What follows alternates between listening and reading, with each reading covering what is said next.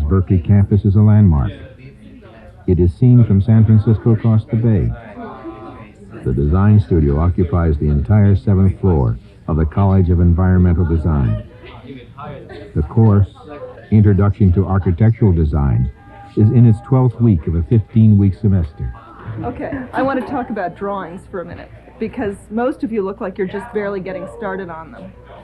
At this point, you've got a choice of doing either on a board or on 24 by 36 sheets. Some of you may want to do your drawings on boards instead, and if you've had experience with a very that, traditional studio in architectural design. It's the kind of class that you would find in any school in the country. Done for the next review.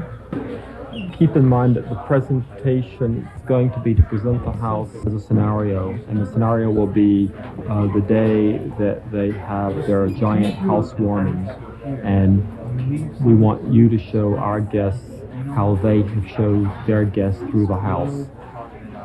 The thing that makes this class a bit special is that we spend a lot of time talking about the people who would occupy the things that the students are making at home, and we want to see the house as they describe it to their friends.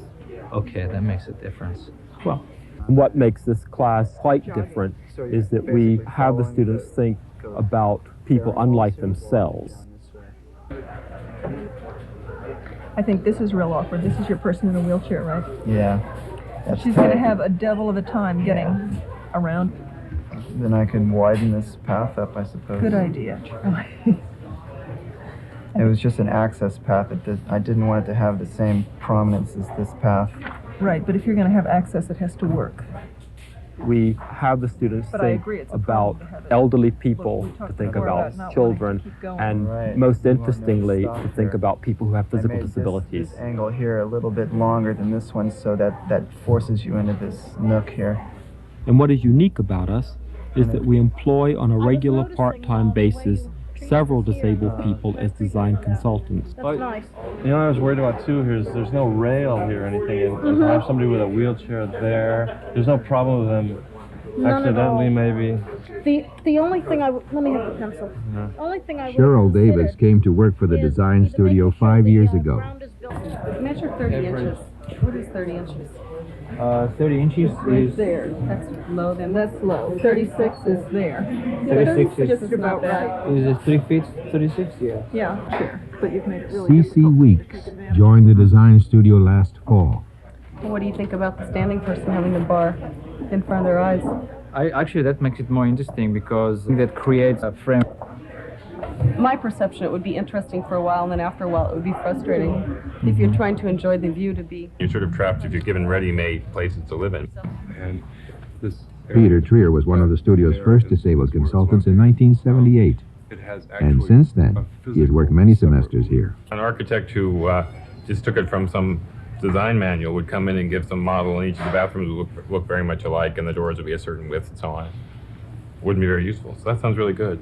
Peter's one-day visit today is to review this semester's work.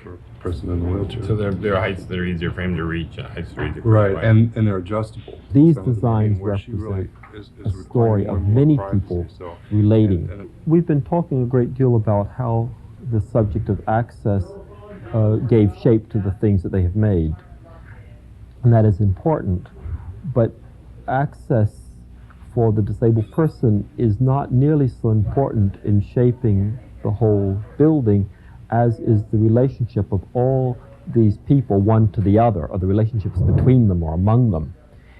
That the design reflects something much more complex than making the thing accessible for one person. Professor Ray Lifshay has been teaching and developing this course for more than a decade. top of the second floor. Barbara Winslow is one of 5 other teachers who works with one section of this 83-student class. Barbara is also a practicing architect, a partner in a Berkeley architectural firm. They write a biography of each of the clients that they're looking at. They actually design the clients. We specify that one of the residents or one of their close friends is a person who uses a wheelchair. And that's our objective, is to get them to look at the world through the eyes of the clients rather than treating it as a disembodied sort of problem.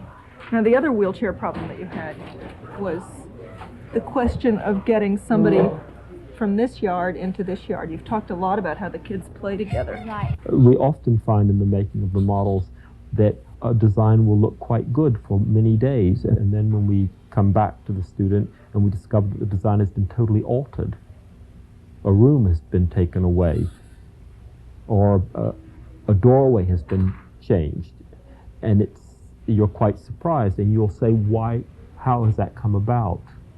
And they will say, well, the relationship changed. He moved out. Or they felt that this was not working out in terms of how they wanted to meet the public. And these kinds of considerations, which to them become far more important than, say, the physical circumstance of the design that they made that seemed to work so beautifully. Tell me a little bit about what the project is supposed to be. Okay, the project is supposed to be a house. Is the pavilion part of what is now the house? Yes. Which is the pavilion? Right here. Okay. This. Who are your characters? I have a man and a woman, Jonathan and Dorothy, and their son is Dion. He was 3 years old when I started the project, and now he's 8 years old. The disabled client is Dorothy's father, and he uses a wheelchair. What is so valuable in our process might be misunderstood or thought to be a bit silly, which is the enormous amount of detail that a student begins to lavish on the biography. And not just at one sitting, but how that detail grows and changes, how it alters as they see these characters relating to one another or interacting. See these relationships through the process of making places in which they interact. Dorothy wanted to make it simple to get to the entire site. Dorothy's father is close to 80. Does he visit there often? Yes, he's there practically every week. He likes to come over and spend some time with her. Does he have his own room? No, he doesn't. He doesn't live here. He's one of the visitors. So does he live nearby in? He lives in Oakland, and he comes over with his wife, which is Dorothy's mother, and they, in case Dorothy needs a babysitter, they would take care of him. Okay, so they would never want to stay overnight. That's our role as critics. It's very much the role of our disabled consultants, who are always probing at these assumptions about these people, always probing about what seems to be the student's idea of what seems to be a proper setting for this relationship. Probing, not critically probing, I mean, not censoring, trying not to lay one's own assumptions on it, but digging at it. The other thing is that if you were to get out of your wheelchair and get into bed, you're sort of leaving the wheelchair right there in the midst of the path, so that it doesn't have a place to be in that room. Well, I had a choice of leaving the living area up on the same level, but she uses the bird sanctuary much more often. So when I came down to a choice, I chose to leave that open because she would be doing that more frequently than staying over. Staying over, unless she was sick or something like that, I really couldn't see her. Although maybe later, when the teenager moves out, she may become a permanent resident, then it would become a real issue. So then there's not really a separate bed. They share the same bed, basically. Small.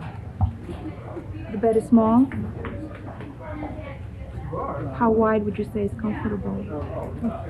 It's a twin bed. It's a twin bed? Yeah. For two people? No, they wouldn't be sharing it. They wouldn't be staying in it at the same time. No, I mean... Nor would either of them have overnight guests? They may stay on the couch. No intimate guests? No, not allowed.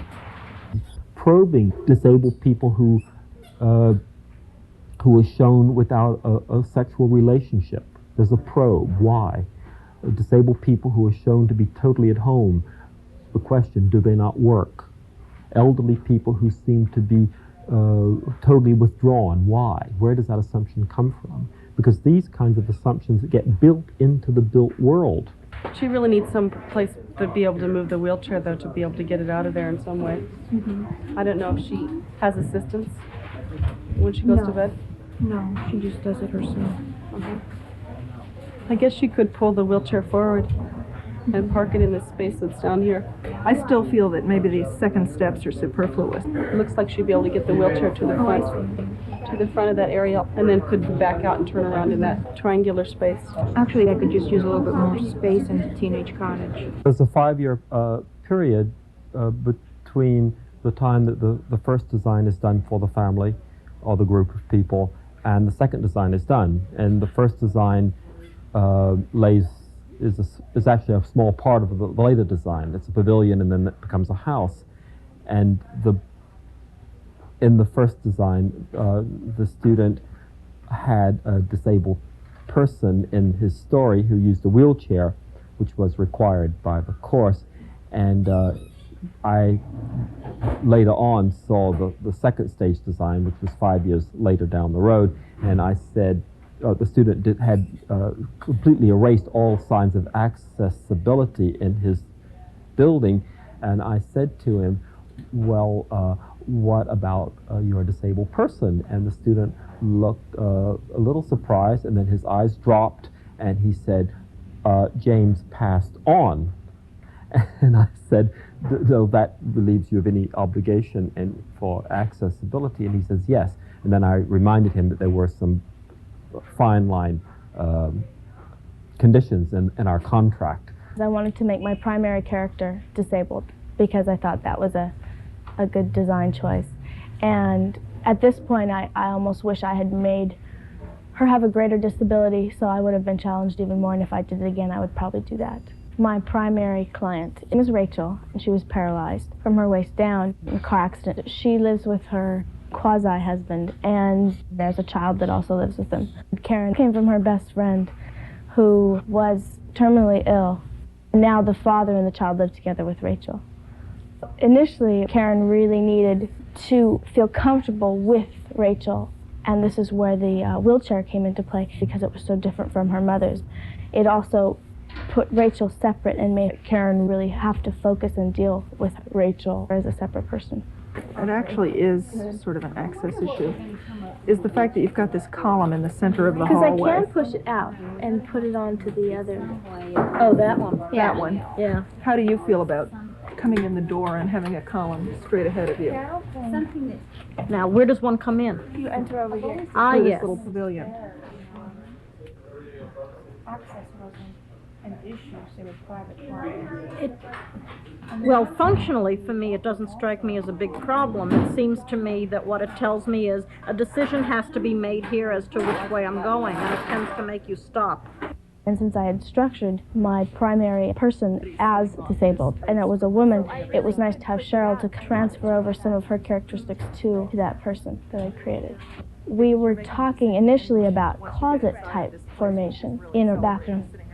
It wasn't really good thinking on my part because I was really going by code instead of going by person. Cheryl said, really evaluate whether your client is the kind of person who could have a very public bathroom and show to the world what was her personal thing, or whether she wanted to keep that more private.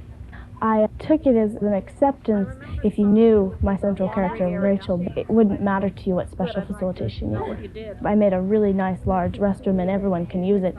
Ah, that is very different. I put a lip on the whole tub unit and the shower unit so you could transfer easily. So I really utilized Cheryl in a way that reaffirmed my understanding of not designing for a disabled person, but really for a person who just had some special needs. So you're getting this double feeling of someone who, like you, who's going to live in a home, and someone who's just a little bit different, but still is a person from their point of view also. So it's really, you get the double richness of this overlap of seeing people in the design process and seeing how that can influence in a definitely positive way the design that you come up with. We want to hype their imagination. We want to get them to think as they have always thought, to use the faculties that they've used since childhood to imagine people in places and doing things. Well, he needs more space. Why? Because he brings friends home. He He does, but he entertains with the parents. The family itself is one of the more closer kind of European kind of families in which he's actually a nephew, so he's treated as a part of the family, but he's treated a little bit more adult-like instead of Because he's not their kid. Because he's not their kid, right? That's one of the reasons why the way the stair goes and the room situation. Well, I don't understand why there is a half level. What bearing that has on this relationship he has to his parents?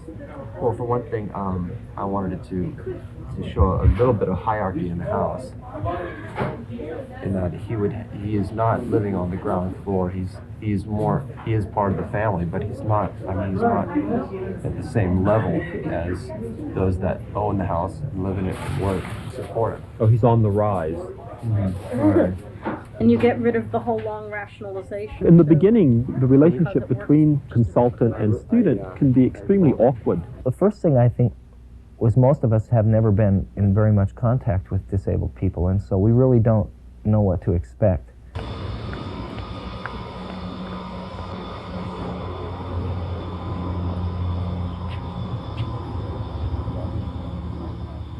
Well, the first time I came in as a design consultant was probably early '79. There were a fair number of students the first time who either wished to ignore us or be quite mad about being told to change their design, and we try not to do that.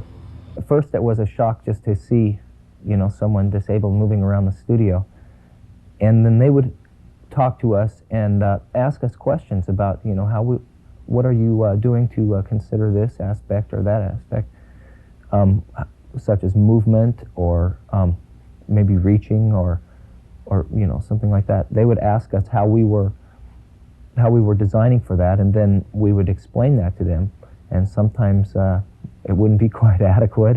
When I see them resisting, I tend to back off and come back later. I never force anything. If the student is resistant, rather than opening themselves up to experience, they'll feel that they're being lectured at, whether they are or not, and it doesn't do any good. The students are quite good-hearted, but they are young. Many of them have had no experience of disability whatsoever. That, coupled with the fact that they're quite surprised that they have to deal with this in a course. It's not sociology. The student really feels judged in any course. They feel in a bind. They can feel very frustrated. You see this in the way the two interact. The conversation can be very stilted, or there can be a lot of avoidance, not being at one's desk, avoiding the issue. I think sometimes students don't take it seriously. I think it has a lot to do with the person's fears about disability, how much they want to look at making a world accessible versus treating it lightly. There are parallel problems that the disabled person feels. What am I really doing here? I'm not really valid. Are they just using me? Am I window dressing? And so on.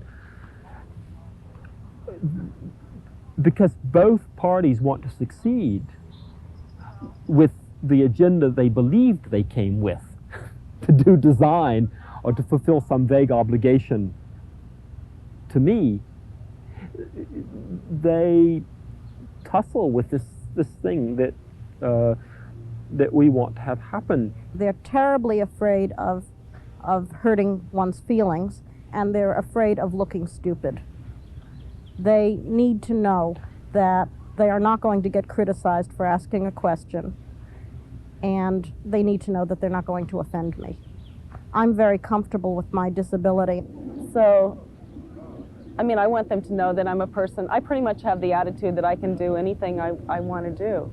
And that's kind of the way I've been all my life, and the way I was raised since I was a little child.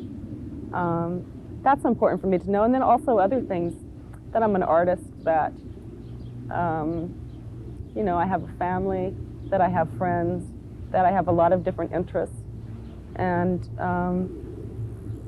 just to see me on a level where I'm equal to them. There is a kind of locking in place of a new expectation and its fulfillment. But that, between the beginning and that end point, there's a lot of discomfort. And it's the discomfort that most people don't want to deal with in schools, least of all. I mean, why? It's much easier to go visit disabled people at home and treat them as natives in their quarter. It's even easier to have disabled people come and lecture, and the interaction is perfectly clear, or what's expected is clear, there are questions and answers. It's easier to put kids in wheelchairs and say, see how difficult it is to get around. But what's really hard is to actually have those folks with you and to treat them, the disabled people, as someone whom you really need as part of your process. I gave someone a hard time about it in the review, where they were building this house for a family, a couple kids and the parents, but 98% of the amenities and the interesting things in the house satisfy the parents, and all the kids get was a small little room off in the corner and not even a particularly good place to play. Well, that's just bad architecture. And there's no reason why someone who's fairly sensitive to the environment, how it impacts on people, can't be as perceptive about that as someone who's an architect, even though ideally architects should learn those things. I got very tired of feeling that my needs had not been considered in public buildings. And basically, I realized it wasn't out of any great antipathy to disabled people. It's a matter of cultural evolution. Until the last 20 or 30 years, disabled people didn't get out much, and architects for hundreds and hundreds of years have simply not had to think about this.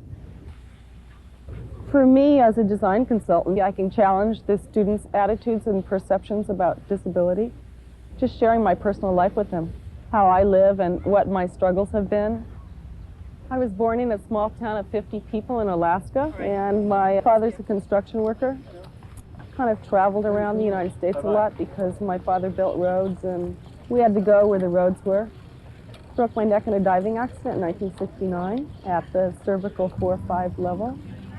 I broke my neck when I was 14, and I'm 28 now, so it's been half my life that I've been using the wheelchair.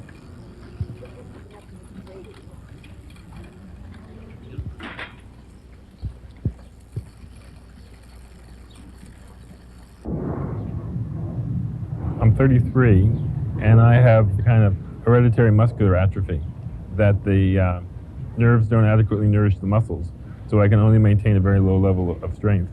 And it's fairly stable, maybe very slowly progressive, but I don't notice it much. My parents were real supportive, and my mother drove me back and forth to school and college for years and years. And then I got accepted at grad school in philosophy at Berkeley. Last June, I finally got my PhD, and I'm teaching class in the philosophy of law at the University of the Pacific. I was married for several years and in a divorce now. I would like to get a regular job teaching philosophy and/or humanities, great books. I'm pretty active in the community.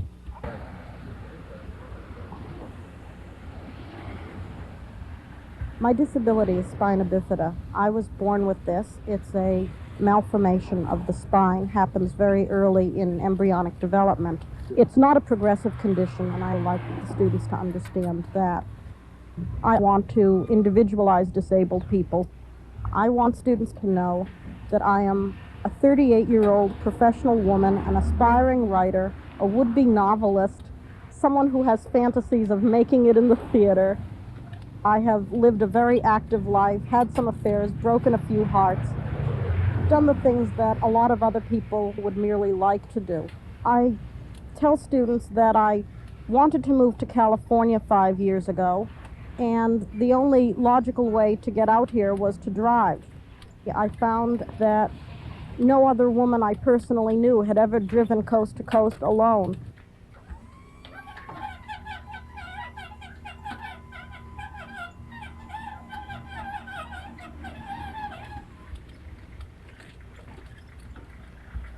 The trip was scary, often exhilarating, so it turned out that I hadn't just done something that was pretty good for a trip. I had done something that a lot of women haven't done. I was here for about a year, and I felt that we should enlarge students' views of the world. And so I said, well, how are we going to introduce people unlike kids themselves? The first time I really experienced disabled people as consultants, it was probably about the first time I had really experienced disabled people as people.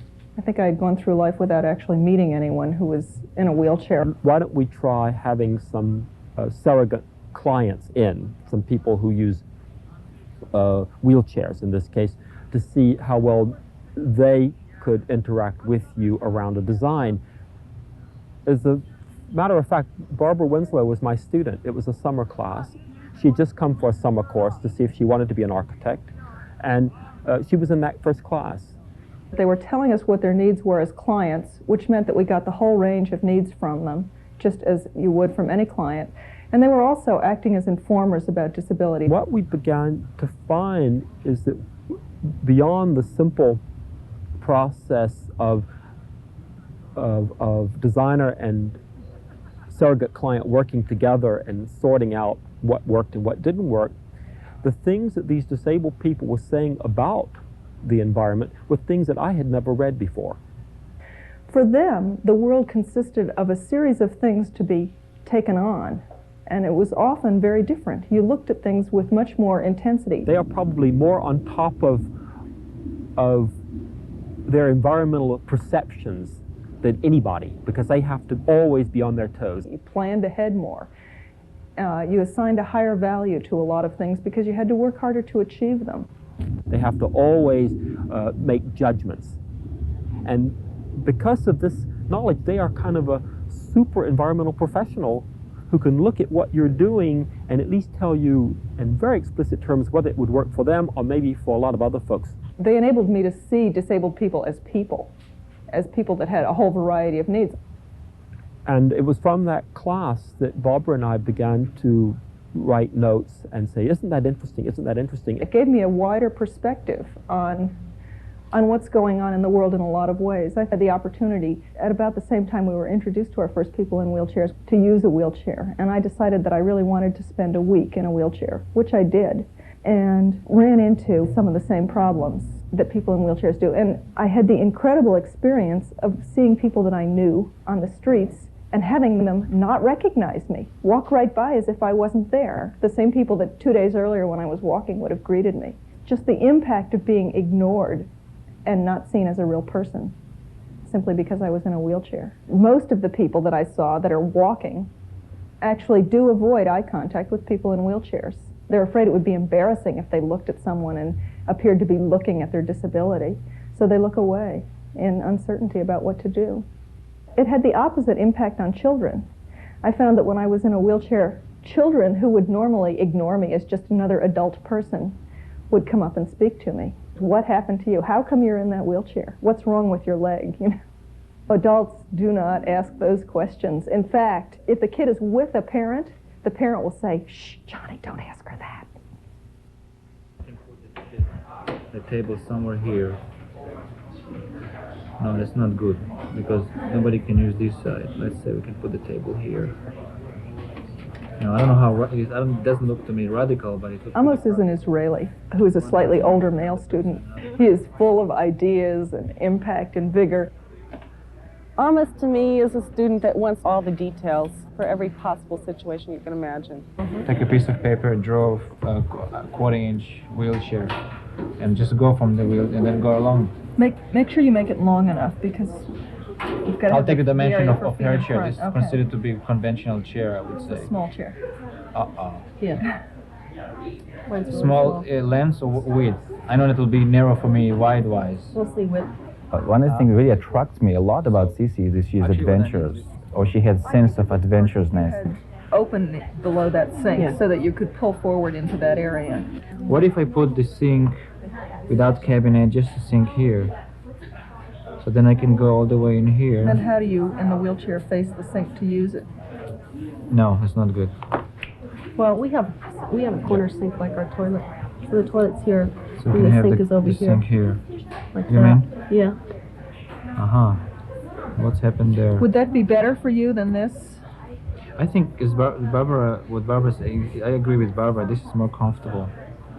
There, I think so too. As long as you don't have the drain pipes exposed below. Do you ever see, I mean... We have a pedestal sink that's in the corner. Mm-hmm. So then the pedals to my chair are under each side of the sink. Or I can sit at the sink sideways. So I have those three options. So let's see what happened to the corner. This is the corner, and you reach the corner. Do you go straight to the corner? You face the corner or side to the corner? I usually go to the side, but that's my method. So that's going to be the corner now, here. And Right. this is the sink. But that depends, a lot of people vary on that. Depends what side they have their strength on and Yeah. how easy it is to use Yeah, it. So you need to this know. person is pretty strong in his hand. You give Cece possibilities of solutions, and all of a sudden you might be surprised that some of these solutions are okay, but it's not enough. You have to continue. And the reason it attracts me a lot is because this kind of a sort of quote-unquote adventurism of thought leads to some new ideas. There's a big open space here in the living room. Toby's And I tried project, to he make does it such so that good work. circulation would He's kind been interested in the physical outside functioning and of a disabled person. We wind up getting into more design discussions than personal discussions, just by the nature of the work and the fact that it interests me. Having disabled people around has just put me at ease in a large extent with the whole issue of dealing with access for handicapped people. Realizing that they have special needs, but they also have means of fulfilling those needs. And that it's something that's very tangible, something that you can work with. Good work. My disabled person is Steve. He had an accident. He had almost a 50% chance to recuperate. We get to the pavilion and get out of hospital with the hope that after a series of operations he might walk. They had to do a lot of thinking, whether should I improve his handicapcy or have him stay handicapped. They would either go to one side that make it sort of easy for me, it's simple and smooth, and then I will have more time and energy to concentrate on other elements of the design, not necessarily on handicaps. And on the other hand, I thought that since it's going to be more difficult, it's more challenging. And so I went all the way to the other direction. The way the class is set up, that we write scenarios, we make up people, we write biographies, that could remain a thing, a sort of imagination. And one thing that whole process forces you to do is to reach inside and find whatever experience, whether it's a lot or little, you have. I borrowed it for some example of some friends of mine. In the Yom Kippur War, October 73, many friends that I grew up with were disabled. I was wounded. My case is just hearing problems. And others that lose legs or hands or eyes or both. Some of them actually were killed. I had awareness even then in Israel for disabled people, but it was quite superficial. I didn't put so much thoughts on it until I get here to this class. I decided that in Steve's situation, within the 5 years, he managed to do a pretty good job with a lot of help of his girlfriend, future wife, Maureen. I'm proud that I'm able to solve this problem, and it's part of my personality, it's part of my life from now on, and I'm not going to hide it. This house represents me, and one of the uniqueness of this place is my own uniqueness as well. What is this uniqueness? Is the fact that I had a crisis in my life. I managed to overcome this crisis, and even more than that, I managed to use this to show some special things about myself. And one of them is I'm handicapped. The proof is in the pudding. I mean, if we have produced designs that are worthy of a first semester undergraduate architecture course, that is the lure. That is what is going to make other people attend to this. It's also the thing that validates for the students what they have done, because it becomes a portfolio piece. It shows that you can be active in the world as an architect while being thoughtful.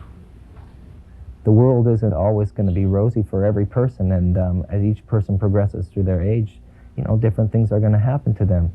And if you design architecture for everyone, then those transitions will be made smoothly, and we won't have to keep adjusting the building as we go along. It was very evident right away that the limitations that you might read in a code book were not too applicable in a personal home case. Having a handicapped person in the class just offers a kind of a mirror or a springboard Cece and Cheryl, our disabled consultants, we need more of them because there are so many of us that it's hard for them to get around and see each one of us often enough. No, you're not going to put the garbage Not can right there. outside No, of her it wouldn't bedroom go door. there. I suppose you could put a little berm. She would be doing that more frequently than staying over unless she was sick. In my scenario, the way it goes is that he spends a lot of time with his uncle. The idea was to have a living room that can be closed off or opened up and used as one space. I ran into a lot of troubles, and now I'm sort of almost over with these. I'm really happy that I ran into those troubles because I learned a lot about it. I think freedom is a great thing. And when a person feels free to be able to ask me personal questions, it means that I'm touching them on a deep level. And that something, for me, I think then that means something important is going on between us. Part of the point that you're supposed to get out of the class is what I would describe again as a humanistic perspective, where you look at the unique attributes and situations of each person as sensitively as you can and try to encourage the development of that. If it has done nothing other than teach a student to listen to people more, to look at them, to learn how people live, to respect their opinions even though they are not designers, I think that in itself can go away to making a design student become a socially responsive architect. And the most private is the one that she has closest access to, which is the back corner there. One big difference in this class is that what we're really looking at is the procedure that it takes to get you there. How you develop a process, how you work with your clients, and how you elaborate them, and what impact they have on the design. It isn't so much what happens at the end, but what's going on every day, day by day, as you get more and more involved. That's exciting.